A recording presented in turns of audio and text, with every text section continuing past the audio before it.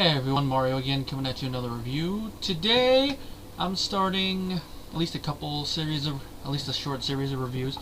I don't know how long this series will be. If time permits, I might do all the films. If not, I'll just do a couple of the films in this series. That, of course, is the Planet of the Apes series. This is the time I'm recording this. The latest entry in the series, Dawn of the Planet of the Apes, is going to be coming out soon. So I felt, I have never really touched on the ape films other than Rise of the Planet of the Apes when it came out, so I thought, this would be a good time to actually start.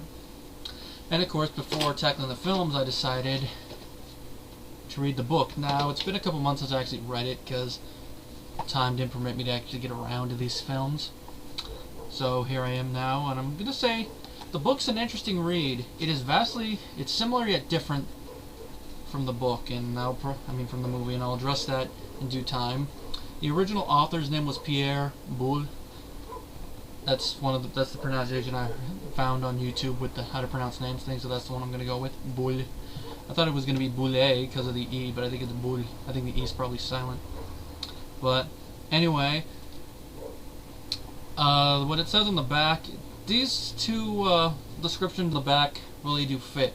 Respectfully descended from Swift on one side and Verne on the other, from the Atlantic Monthly, and a fast-moving story told with irony, subtle wit, and imagination from the San Francisco News called Bulletin. Sorry about that. Both of those quotes sum up the novel. And of course, from that, we get this, The Planet of the Apes, my collector's edition VHS tape. One of these days I might get the box set on DVD, but this does actually have a nice little feature with the makeup, which I'll probably address the makeup in a little bit. Now, the film's at 8.0 on IMDb, and 87 with the audience on Rotten Tomatoes, and an 8 critics. So, the consensus is basically... Sorry about that. The consensus is that 8 out of every 10 people enjoy this film. And if you kind of round up those two ones, at least on Rotten Tomatoes, probably 9 out of 10, but I'll go with 8 out of 10. 8.5 out of 10 probably would be better. Now, this is a consensus. Planet of the Apes raises thought-provoking questions about our culture without letting social commentary get in the way of the drama and action. Yeah, that is very true. There is a lot of social commentary in this film, and it's not like pushed in the forefront. You can tell it's there, but it doesn't distract from the movie, and that's how I really like my social commentary. With this film, there's a couple things. You could see maybe a little bit of questioning social class, because they bring up a caste system that no longer exists in the film's story.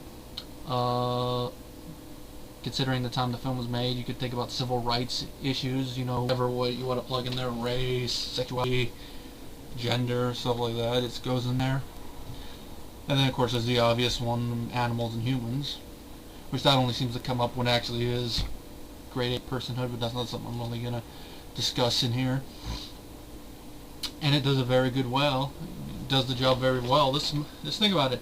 This movie is 46 years old, if I'm counting right, and it still holds up. And I've been watching this film since I was a kid, and I could tell this is definitely one of those films I enjoy more as an adult than I do as a kid. Because as a kid, I enjoyed it, but I didn't really see a lot of the thought-provoking stuff. But now, as an adult, I see it. Now, the genesis for this film started before Pierre published his novel in 1963, and it was producer Arthur P. Jacobs who bought the film rights. And he pitched the production to many studios, but it was passed over, because you think about the idea, Planet of the Apes, get out of here!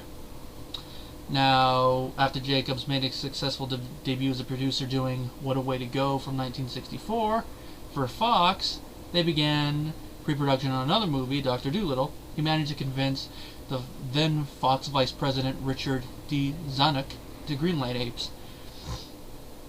And one script that came very close to being made was written by the Twilight Zone creator Rod Serling, who was actually still credited for this. It's just his script was vastly rewritten.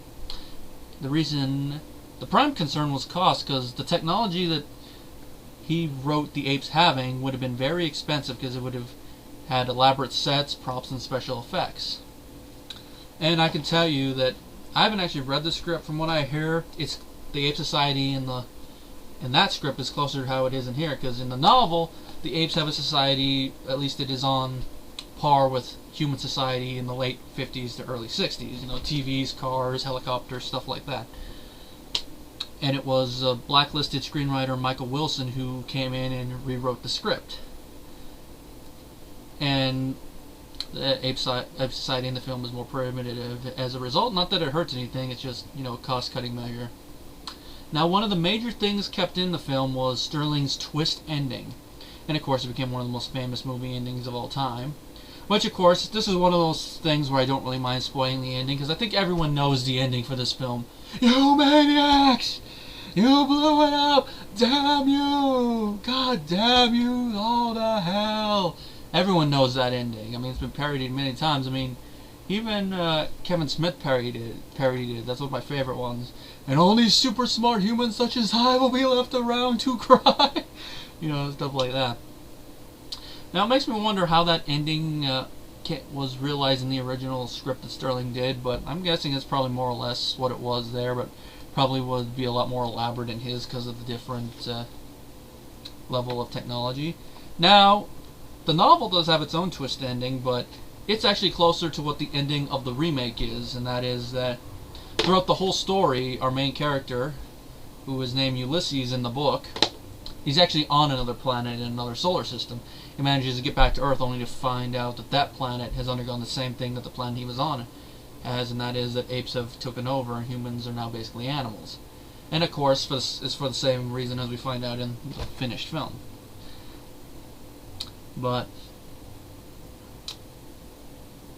sort of the same reason, it's just they never really go into detail about it. But what I meant was, it's the same I messed up there in sentence-wise. I mean, it's for the same reason on Earth in the novel as what happened on the other planet. Now, of course, that ending is good, but, you know, for the original film, I think the ending they did probably, you know, has more of an impact. Now, of course, some of the dialogue was also changed, and probably one of the scenes that the rewrite added in was the kangaroo court scene, which that's a scene I never really, as a kid, fully understood. I understood it a little bit, but as an adult, I'm like, oh, this really is a kangaroo court. And, of course, the film was shot in northern Arizona near the Grand Canyon alongside the Colorado River, while the Ape Village stuff was filmed on Fox Ranch in Malibu Creek State Park, which is northwest of LA, which is essentially the backlot of 20th Century Fox. And the final scene was shot on Malibu Beach. Now, as I've already mentioned, it was critically acclaimed and still is. Now, the film was directed by Franklin J. Schaffner, which I'm going to check real quick what else he directed. After this, he directed Patton, which is a war film I've been meaning to watch. Nicholas and Alexandra. He also directed The Boys from Brazil, which is a film I liked, but this film is definitely far superior. Lionheart in '87. I'm just going to double check, but is that the fuck it is? If it is, I think that's a little weird. No, okay, it's a different film. Actually, the second it was the Jean-Claude Van Damme film, because I think he has a film called Lionheart. No, that'd be definitely weird. Last film he directed was Welcome Home in '89. Kind of funny, I find it, that the last film he directed wasn't my birth year, but it's a little funny. Yeah, the score is by Jerry Goldsmith, and I would say this is probably one of my favorite scores of his, you know, along with Alien and Total Recall. I think he did Total Recall, if I remember right. Yeah. And I just like it has a very, the instruments he chose give it a very eerie feeling and kind of a was almost going to say sublime, but disorientating effect at times. But it has, can't really think of the word. It begins with an S. You guys probably know what I'm thinking of. It just gives the film a very weird feeling when you're watching it. Like a lot of the main music thing has that horn feeling, and then of course near the end it has the music when they're going across the desert. I think it's done with a bass guitar. It sounds like it has a very creepy vibe. You're like, okay, they're going to go find something. Now, the film stars Charlton Heston, excuse me, I always add an L there for some reason. Roddy McDowall, Kim Hunter, Maurice Evans, James Whitmore, James Daly, I believe is pronounced, and Linda Harrison, among others. Now, of course, I think I don't have to go into the plot that much. I think everyone knows what the plot of Planet of the Apes is, but I'm going to do a brief overview. In the beginning of the film, we meet astronauts George Taylor, giving his last report before he goes into deep hibernation, because him and his colleagues, John Landon, Dodge, and Lieutenant Stewart, are in a spaceship going towards an unknown planet. Now, due to time dilation, the crew ages only 18 months, while many years pass around them. At the beginning of the film, Taylor even mentions that it's probably been about 700 years in just 6 months that they've been on board. Now, when they arrive, the ship crash lands in water, and Taylor, Landon, and Dodge manage to get out, but Stewart died in her sleep. Now, they manage to get out, and before they get out, Taylor looks at the clock, and he sees that the current year is 3978 AD. So 2,000 years have passed since they first left. Well, they get aboard shore, and they start to walk to try to find plants, because they only have enough food and water for 3 days. They eventually find plants and water, and they also find primitive humans who destroy their clothes. Now eventually they follow the humans into a field that looks like a cornfield. There are also some fruit trees. Then all of a sudden they hear strange noises. And this is where the subtle wit from the novel starts to transfer into the film, because soon we see gorillas riding horses, and they start engaging in a hunt.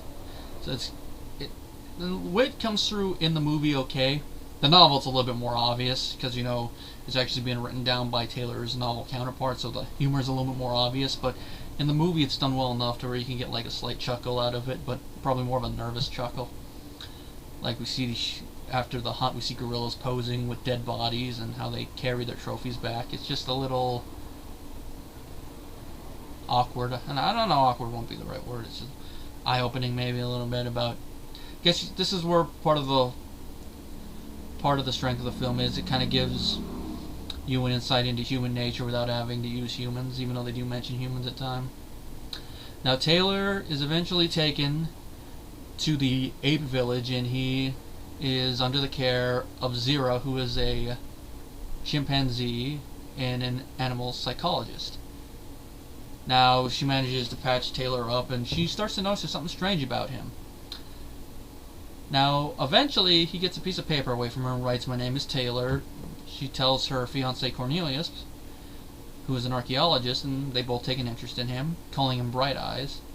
Now, around this same time, Dr. Zaius, who is a chief scientist and also the chief defender of the faith, begins to notice some of this, like he notices writing in the dirt and crosses it out, then the whole plane thing, and even the note, and then later on in the film, he knows that Taylor, is something bad, so he wants to first have him castrated and later have him destroyed and all that, and it eventually leads to probably the second most memorable scene in the film. "Take your stinking paws off me, you damn dirty ape."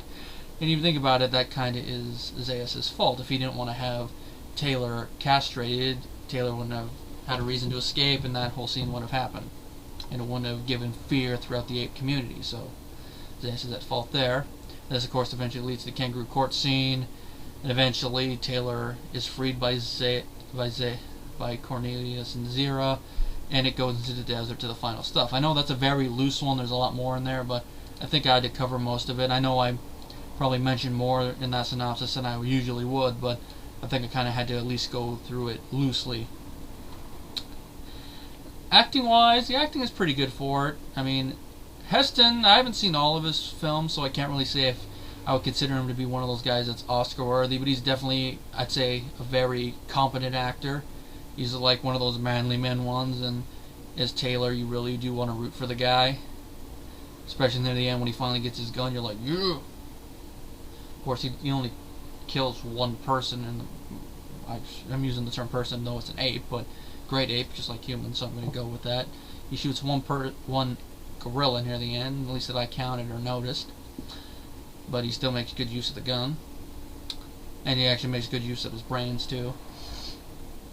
Rodney McDowell's Cornelius was very good in it, and apparently he actually helped some of his fellow ape actors by telling them within the makeup add like little subtle ticks and stuff to their performance to make the makeup seem like it actually is their face and not just a mask. And apparently he was a renowned prankster with the makeup, because at times he would drive home in it and scare motorists. I can just imagine that drive. Can you imagine in the late 60s driving along the side of the road, all of a sudden you look over and in the car next to you there's an ape, like making faces at you while driving, like... That would be a little freaked out, but I think for the passengers in McDowell's car, they'd get a kick out of it. Kim Hunter as Zira, she did a very great job, and the chemistry between her and McDowell, you really believed they were fiancés, and you believe the friendship that develops between them and Taylor. Maurice Evans was very great as Dr. Zayas. You really hated this guy, but then in the end, when he gives this whole speech about why he's doing it, you can understand why he's doing it, but at the same time, you still want to smack him for it. And of course, since I'm on him, I might want to add, even though they say there isn't a caste system anymore, or as the film goes along, you can really tell that even if there's no caste system, the orangutans are the ones that are in command. And I guess for whoever watches the film, that could kind of echo race relations in modern day America, not just 60s era one.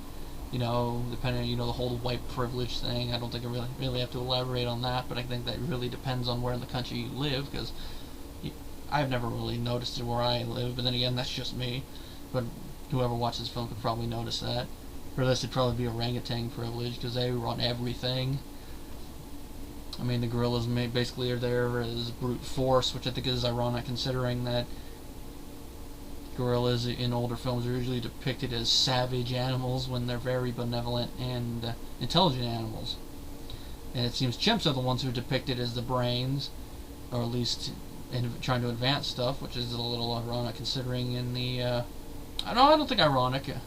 Yeah, maybe a little ironic, considering that in the great ape family tree, they're of the three apes, are the closest related to humans. Let's see... Linda Harrison played Nova, and she did an okay job for what she has to do. She basically it was an all physical performance, no words in it. Facial expressions and body language was done well. Of course, the main reason she's in the film is because she was dating and actually was pregnant with the child of one of the of Richard D. Zanuck at the time, which is the main reason she was in the film. And I guess that's also why she was in the makeup test that they shot before the film was made. And of course in that one she was Zira, which she's a little weird. She's a little wooden in that one. Not bad, it's just when you compare her performance as Zira in that little short to Kim Hunter in the final film, you're like, yeah, better idea she went as Nova, especially since you could actually admire her for it. It's been a while since I've seen the second one, so I don't remember how she did her one line in that movie, but when I get to it, probably you'll know. That's about really it to say about the film. Well-made film. The cinematography is well done. At times it gives a disorientating feeling. Acting pretty well. The music by Jerry Goldsmith, beautiful.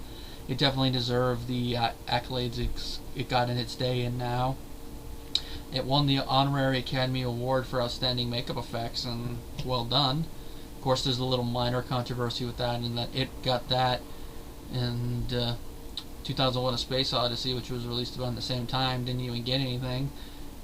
Though I have to say, facially wise, these ones probably are a little better, at least on the actors, but the ones in those ones actually did look pretty well. But it's, I guess, going to depend on who you ask. I've seen this one more than that one, so I don't know. They're both equally great makeup effect jobs. It's just this one is more the facial and all that, facial and some hand stuff, whereas that one was full body suits, and they also did use actual chimps as the babies, so maybe that's why. And it was nominated for Best Costume Design and Best Original Score, which definitely deserved. Now, and of course this spawned many sequels. Beneath the Planet of the Apes in 70, Escape from the Planet of the Apes 71, Conquest of the Planet of the Apes 72, Battle for the Planet of the Apes 73, 2 TV shows, Planet of the Apes in 74, Return to the Planet of the Apes was animated, and of course the 2 remake/reboot series, Burton's Reimagining in 2001, Rise in 2011, and of course the sequel, and of course many comic book adaptations, and of course being a part of pulp culture because of all the stuff being spoofed. It definitely has its place in film history. And I can't really think of anyone off the top of my head that I know that hates this film. Then again, that's one of those films I don't think I've really brought up a lot with people, but definitely a film I very much enjoy. It was filmed on a budget of about almost $6 million. I'm guessing that's how much it cost in the day, and it's made about $32 million. Definitely deserved to make back its budget like that, which I'm guessing back in the '60s that'd be like a gross of like $100 million or so nowadays, when you take inflation into account. Definitely deserved to make its money. And I don't really think there's nothing more I can say about this film. If you haven't seen the original Planet of the Apes, it comes with my highest recommendation. And I only got a couple words left to say. It's a madhouse! A madhouse!